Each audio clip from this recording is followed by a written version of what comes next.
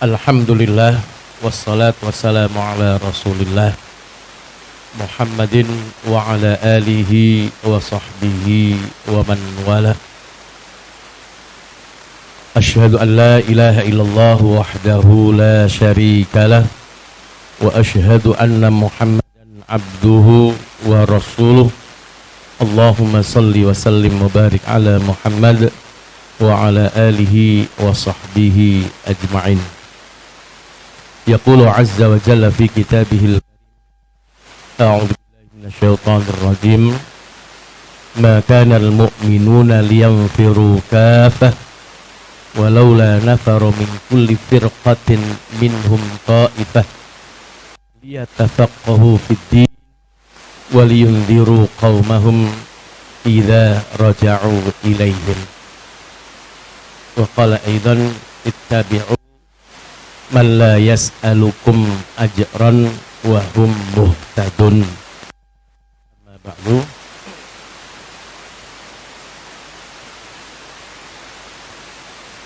Yang saya hormati para pembina, pengurus Yayasan Harismah Haramain yang tidak saya sebutkan satu persatu, juga yang saya muliakan para dewan kiai, dewan asatid, juga tidak kami sebutkan satu persatu, dan seluruh asatid dan para hadirin hadirat yang dimuliakan Allah Subhanahu wa taala. Yang pertama, bersyukur pada Allah pada siang hari ini kita dapat bermuajahah, bersilaturahim dalam acara lokakarya pembukaan Ma'had Ali Harismah Haramain. Saya juga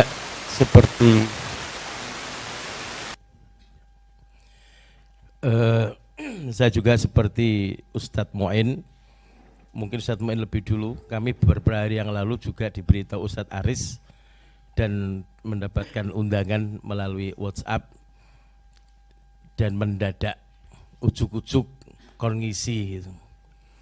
Maka bukan menjadi satu alasan kalau panjenengan lihat kanan dan kiri saya ini masing-masing pakai laptop. Kalau saya hendak, alasannya saya ingin yang mendengarkan itu fokusnya kepada saya. Jadi rohnya itu roh langsung talaki. Nah, gitu ya. Kalau nanti saya pakai laptop, nanti penjenengan tidak menghadap saya, malah melihat papan layar. Juga tadi Ustadz Aris bilang, apalagi Ustadz Zuhaili tidak ganteng gitu. Alasannya orang iso gaptep ya gitu ya. Yang kedua, mungkin banyak teman-teman yang belum tahu saya. Alhamdulillah Bapak Ibu sekalian, saya ini asalnya dari Lamongan. Maka nanti bahasa saya mungkin tidak sehalus bahasanya Ustadz Mu'in dan Ustadz Ihsan. Kami dari Pantura sehingga ngomongnya agak kasar dan keras. Kami dari Lamongan dan alhamdulillah kami ini dilahirkan dari 29 bersaudara. Istrinya itu mengikuti sunnah Nabi, hadis Nabi. Bukan, kalau hadis Nabi kan ketika Rasul ditanya oleh sahabat, ilaman ya Rasulullah, kepada siapa saya berbuat baik? Pertama kepada siapa? Ummuka, ibumu. Kemudian siapa lagi? Ummuka, ibumu. Kemudian siapa lagi? Ummuka, baru abuka. Istri berapa? 3. Ibunya 3 dan bapaknya 1. Kalau Ustadz Aris, Ustadz Mu'in kurang 1 lagi baru ikut. Alhamdulillah 29 bersaudara. Kebanyakan dan sebagian besar memang kami dari kecil kami dipaksakan. Nah ini kiai-kiai dulu itu ya suka maksa, nyabeti, ngerotan itu sudah biasa. Jadi karena itulah kami dari para putra-putra beliau, bahkan alhamdulillah cucu-cucu beliau rata-rata hafal Al-Quran itu karena paksaan. Ya, ini saya tidak buat memang dipaksa gitu ya, bukan kesadaran ya, karena dipaksa. Tapi kami mengambil manfaat, ternyata apa yang dulu dipaksakan oleh almarhum itu ternyata berbuah kebaikan bagi diri kami sendiri. Yang selanjutnya, karena waktunya juga terbatas, nanti tolong diingatkan, karena kalau tidak membawa tag atau tidak pakai laptop itu ngomongnya ngawur, sakarpe dhewe tanpa ujung, nanti mohon diingatkan kalau terlalu lama. Mungkin saya berbeda dengan yang tadi disampaikan Ustadz Dr. Mu'in, mestinya tadi saya dulu baru Ustadz Mu'in atau Ustadz Ihsan, sehingga tidak kemudian turun dari bawah baru naik ke atas, karena yang akan saya sampaikan ini adalah sangat-sangat dasar sekali. Yang pertama, kenapa harus pondok pesantren? Ini yang perlu diperhatikan para pendiri Yayasan Harisma Haromain. Apa sih pondok pesantren itu? Ini betul-betul karena akan membedakan ini pondok atau perusahaan. Tadi saya sempat hampir pingsan ketika Pak Wartono menghitung, mengakun seperti itu. Wah, saya tak izin pulang saja. Karena mungkin kok jauh beda itu. Jadi saya tidak nyambung tadi itu. Karena manajemen kita manajemen samawi, manajemen langit gitu. Kalau Pak Wartono manajemen dunia. Tapi ini bukan menggembosi Pak, mohon maaf. Jadi apa sih pondok pesantren itu? Ini yang menjadi dasar. Menurut beliau, kiai saya Bapak Kiai Haji Imam Zarkasi, pendiri pimpinan Pondok Modern Gontor, waktu itu memberikan pengarahan, bahkan setiap tahun itu diulang-ulang. Setiap tahun beliau mengulang-ulang materi itu, sehingga para santri-santrinya itu mendalami, menghayati apa yang beliau sampaikan. Dari kelas 1 sampai kelas 6, bahkan seluruh asatid muda sampai asatid senior, setiap tahun harus dan wajib hukumnya mendengarkan beliau memberikan khutbatul arsy ataupun khutbatul iftitah. Jadi itu diulang-ulang berkali-kali. Apa itu pondok pesantren? Pondok pesantren itu adalah suatu lembaga pendidikan. Lembaga pendidikan yang bersifat asrama, di mana kiai sebagai sentral figurnya,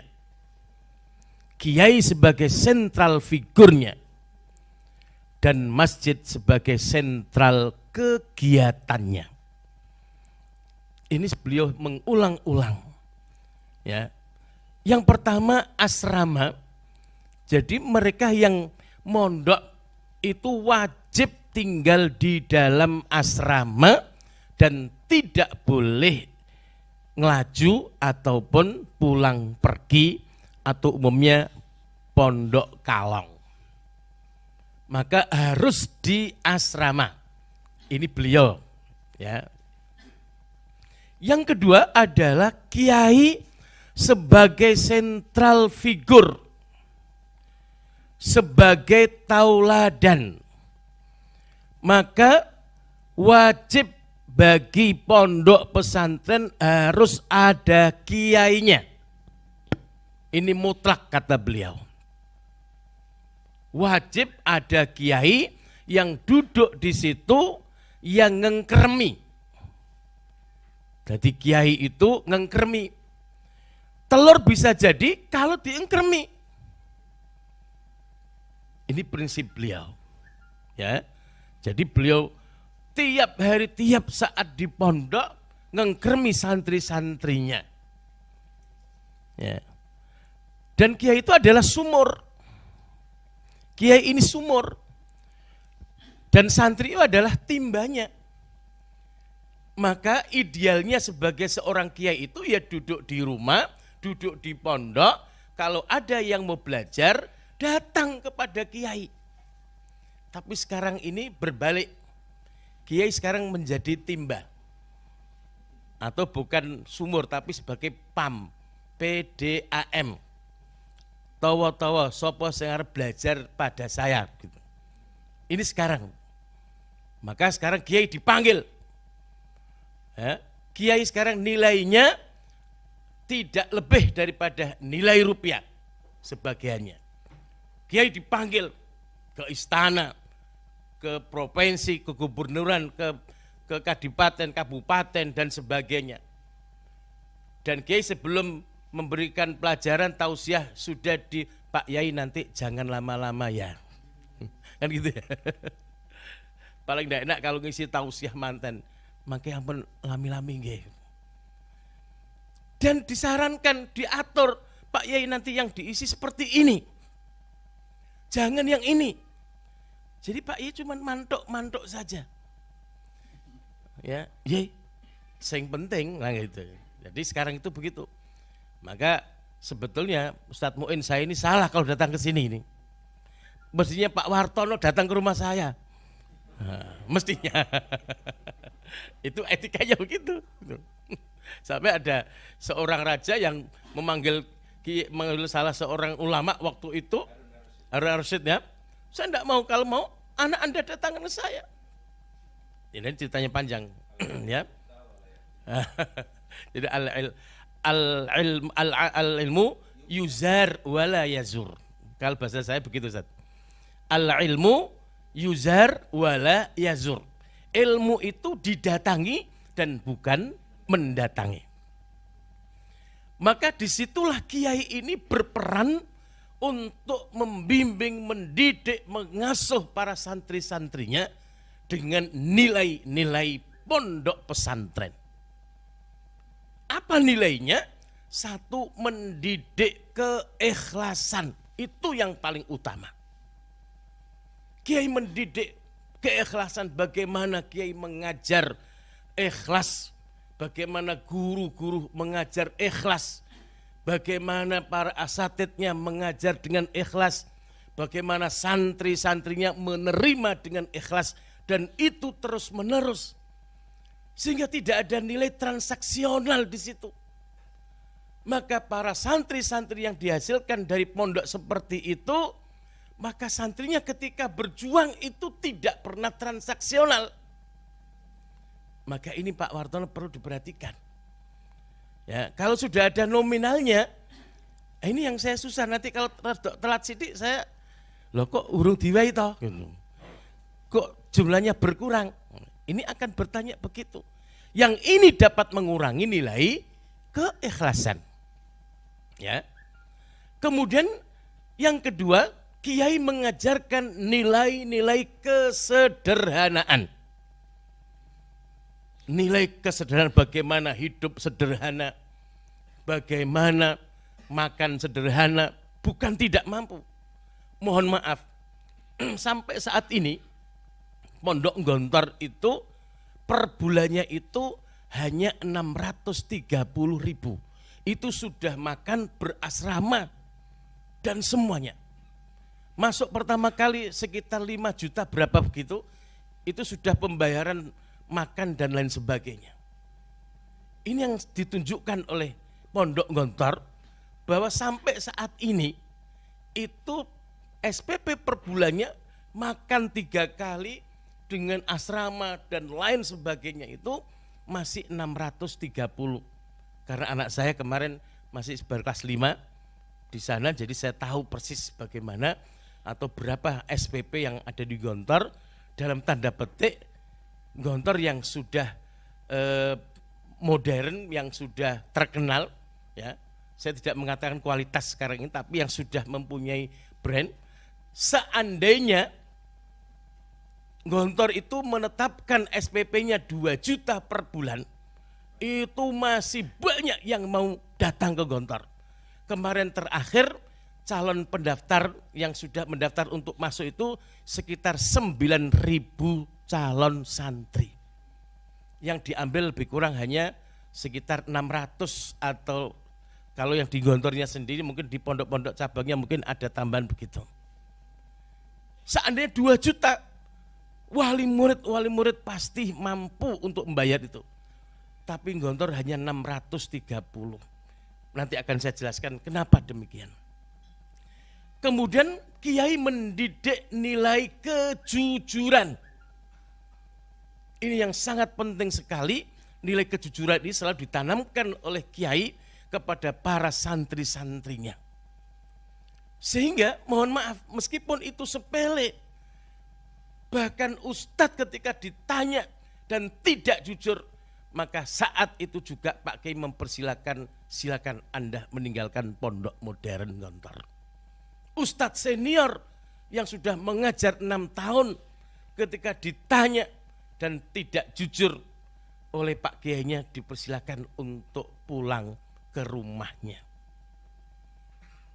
Kemudian nilai yang selanjutnya yakni nilai berdikari, self help, mendidik diri sendiri, mandiri, apa-apa dikerjakan sendiri. Kalau tidak perlu dengan pembantuan yang lain, dia bekerja sendiri, berbuat sendiri. Dan yang selanjutnya nilai yaitu ukhuwah Islamiyah. Dan disitulah kita terbukti merasakan, kita ketemu di mana saja yang namanya alumni Gontor itu kok langsung ada hati, tidak membedakan yang sepuh, yang muda, semuanya satu hati. Dan yang terakhir yaitu kita diberi kebebasan untuk berpikir tapi tidak bertentangan dengan syariat Islam.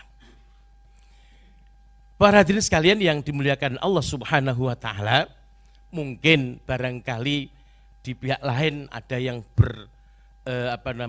mempunyai pendapat lain, itu tidak ada masalah. Tapi inilah prinsipnya, karena mohon maaf kata beliau Kiai Imam Zarkasi itu, santri saya yang saya anggap berhasil dan jadi orang mulia bila mana dia mengajar di kampung yang paling kecil, paling susah digapai, dia mengajar Al-Quran, mengajar bahasa Arab, mengajar agama. Itulah santri saya yang paling mulia. Mungkin sekarang pondok-pondok sekarang ini dengan bayaran yang mahal. Mohon maaf, ini kemarin ada satu contoh pondok yang mungkin penjenengan mungkin ada yang sudah tahu. Ada pondok namanya Pondok Ibadur Rahman di Pandeglang. Itu masuknya saja sekarang 40 juta. 40 juta. Tiap bulan mereka 3 juta. Ya, pakaian semuanya wajib dilondrikan. Makan sudah, tinggal makan sudah disediakan. Dan dimanage seperti perusahaan. Maka sekarang ini ada kendala besar. Ketika pemiliknya masih muda dan sudah kembali ke rahmatullah, bingung. Karena apa? Karena tidak tidak menciptakan para ustadz-ustadz yang mukhlis, yang ikhlas. Mereka semuanya transaksional, setiap bulan gajinya sekian. Nanti kalau salah sedikit kena potong, salah sedikit kena potong. Jadi semua itu ternilai dengan uang, Akhirnya sekarang ini saya tidak tahu bagaimana kelanjutan pondok ini ketika pemiliknya sudah tidak ada. Maka itulah Bapak Ibu sekalian, khususnya para pendiri Ma'had Ali Harisma Haramain ini, ya. Jadi nilai itulah yang paling penting. Maka tidak heran kalau anak-anak yang mondok di pondok-pondok yang mahal itu setelah keluar dari pondoknya sudah lupa. Kenapa? Oh, saya dulu bayar kok. Ya. Kalau di pondok-pondok yang masih sederhana, setiap datang ke pondok sowan kepada kiainya. Sekarang susah anak-anak kita itu datang ke pondok bertemu dengan kiai. Betul enggak Ustadz Aris? Enggak mau menemui kiainya. Kenapa? Enggak ada rohnya tadi. Jauh dari roh yang ditanamkan. Ya. Santri-santri yang sudah dididik 4 tahun, 5 tahun, ketika sudah menjadi orang terkenal kadang-kadang lupa dengan pondoknya. Ya. Ketika di pondok guru saja tidak berani marah, ustadznya tidak berani memarahi. Karena apa? Karena sudah kalah tadi itu, karena ustadznya sudah ternilai dengan rupiah tadi itu. Maka nilai keikhlasan sudah hilang di kalangan pondok-pondok pesantren. Ya. Ini yang apapun perkembangannya, ya, di Malang juga ada pondok yang mahal, di Bogor teman saya jadi pengasuhnya itu masuknya 50 juta. Yang modus itu orang-orang kaya semuanya. Jadi mereka merasa kaya, mereka merasa membayar mahal, sehingga nilai keikhlasannya tidak dapat, nilai kesederhanaannya tidak dapat, nilai kejujurannya pun tidak dapat, kemandiriannya pun tidak dapat. Maka apa jadinya kalau pondok-pondok pesantren yang seperti itu akan berjuang, ittabi'u man la yas'alukum ajran wa hum muhtadun. Bagaimana mereka akan menjadi contoh kalau semua itu ternilai dengan rupiah, semua ternilai dengan transaksional. Lah inilah yang tidak boleh, nilai-nilai pondok ini yang terlepas meskipun dengan sistem yang modern, dengan pembayaran yang mungkin mahal dan sebagainya, tapi nilai-nilai roh pondok ini jangan sampai tercabut dari inti pendirian pondok pesantren itu. Maka monggo ditelaah. Ya, boleh saja penjaringan menentukan bagaimana cara bayarnya, bagaimana menggaji para stakeholdernya, tadi disampaikan bagaimana membayar menggaji para kiainya, tapi ingat nilai-nilai keikhlasan, nilai kesederhanaan, nilai kejujuran, nilai kemandirian, ukhuwah Islamiyahnya, dan bagaimana berpikir bebasnya itu jangan sampai hilang daripada nilai yang ada di dalam pondok pesantren itu. Jadi ini yang perlu kita semuanya untuk lestarikan, sehingga pondok pesantren itu seperti dahulu, seperti para salaf-salaf dahulu, menghasilkan para mujahidin, orang-orang yang berjuang dengan ikhlas, orang-orang yang berjuang karena Allah, berjuang karena li'ila'i kalimatillah, dan bukan hanya sekedar transaksional, sekedar mendapatkan rupiah, tapi nilai-nilai tadi itu perlu kita lestarikan dan kita jaga. Itulah pondok pesantren yang disampaikan oleh beliau Kiai Haji Imam Zarkasi, dan ini selalu saya sampaikan para alumni YAPI, para alumni Baitul Hikmah, para alumni yang minta nasihat saya, itu yang harus kalian pegang sehingga suatu saat nanti kalian di masyarakat. Adapun nanti bagaimana di masyarakat berjuang di sana, jangan berpikir terlebih dahulu bagian saya apa, hak saya apa, berapa hak saya. Tapi kalau sudah mondok dengan nilai yang besar, dengan beban yang berat, sehingga nanti anak-anak kita itu nanti yang dipikir saya dapat apa, hak saya mana, dan sebagainya, sehingga roh keikhlasan itu tidak didapatkan, sehingga tidak bisa mentransfer ilmu pengetahuannya kepada para santri, dan santri tidak bisa menerima karena tidak ada roh ataupun jiwa ataupun nilai keikhlasan itu. Yang selanjutnya, kenapa Ma'had Ali? Ini yang Ustadz Aris kami sampaikan di mana-mana. Dulu kami punya pondok tahfidz 6 tahun, setelah itu anak-anaknya kemana tidak tahu. Ada yang dari SD sampai SMP sudah selesai tahfidz 30 juz, kemana tidak tahu. Tapi beliau Ustadz Aris menemukan satu ide yang sangat bagus sekali.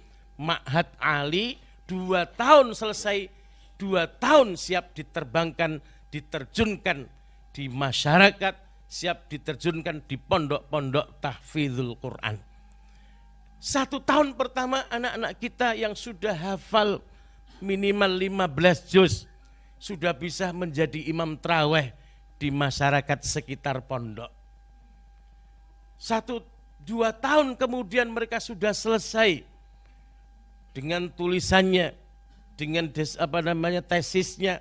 Mereka sudah siap untuk berjuang di masyarakat menjadi para asatid, para da'i, para muhafid. Yang putri-putri juga siap kita terbangkan dan kita persiapkan menjadi ummahatul hufat wal hafidhat, menjadi ibunya para hafid dan para hafidhah. Maka untuk memilih Ma'had Ali ini adalah sangat tepat sekali dan masih kita kontrol. Setiap tahun ada pertemuan, pengarahan dan sebagainya. Ini kenapa Ma'had Ali. Yang ketiga, kenapa Al-Quran? Maka ada yang namanya pondok itu, pondok Al-Quran ada ilmu tambahannya. Satu poin, ya, satu segi. Ada pondok pesantren, ada tahfidnya. Ini berbeda. Kalau yang dikatakan pondok tahfidzul Quran, maka yang paling utama menjadi tujuan adalah tahfidz Al-Quran. Ilmu-ilmu yang lain menjadi tambahannya. Tapi kalau ada pondok pesantren, ada program tahfidznya. Itu nanti tahfidznya mesti kalah. Ketika anak-anak ujian, tahfidz libur.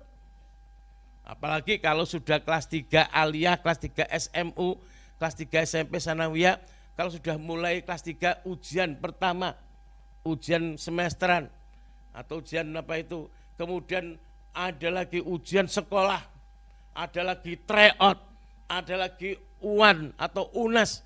Sudah tiap hari mereka ujian, tahfidznya libur dulu. Maka mereka tidak ada pencapaian di dalam tahfidz. Maka pondok yang kita dirikan ini adalah Ma'had Pondok Pesantren atau Ma'had Ali Tahfidzul Quran. Itu harus disepakati. Maka yang utama adalah tahfidznya. Pencapaian tahfidznya yang diutamakan. Ya, ilmu yang lain sebagai penyeimbang.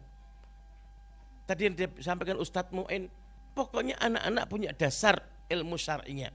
Tapi kalau pendalaman nanti dulu. Ada santri yang bertanya, Ustadz kami ini sudah selesai kok ilmunya. Anda ini berapa tahun mau menguasai seluruh ilmu pengetahuan, ilmu syar'i. Kami yang sudah bertahun-tahun tidak pun bisa menguasainya. Belum ilmu balaghahnya, belum ilmu arutnya, belum ilmu faroidnya. Baru ilmu dasar saja kadang-kadang belum sampai selesai. Tapi di sini kita tahfidznya yang utamakan. Maka sering saya benturan dengan Ustadz Aris ketika di Ma'had Baitul Hikmah. Saya mudirnya. Kenapa kamu laku Qur'annya tidak lancar? Ustadz banyak tugas. Tugas apa? Bikin tulisan dari Ustadz Aris. Aduh ya. Sementara beliau pengennya anak hafal Quran tapi bisa nulis, bisa membuat dikasih kerjaan. Masya Allah. Ya ini kan memang berat bagi saya gitu. Jadi yaudah sekarang tahfidznya. Nah, bisa. Nah, makanya kita harus perang dulu, Ustaz. Harus perang dulu. Harus perang dingin dulu. Sampai kadang-kadang sudah sekarang tahfidznya Ustaz Aris, nanti saya urusan saya gitu. Gitu. Ada begitu. Jadi itulah. Jadi ini saja yang barangkali dapat saya sampaikan. Yang selanjutnya untuk Ustadz Ihsan mungkin lebih mendalam lagi. Mohon maaf sekali lagi, bukan saya tidak bisa laptop, tapi inilah penjenengan kan terus melihat saya gitu ya. Terima kasih. Assalamualaikum warahmatullahi wabarakatuh.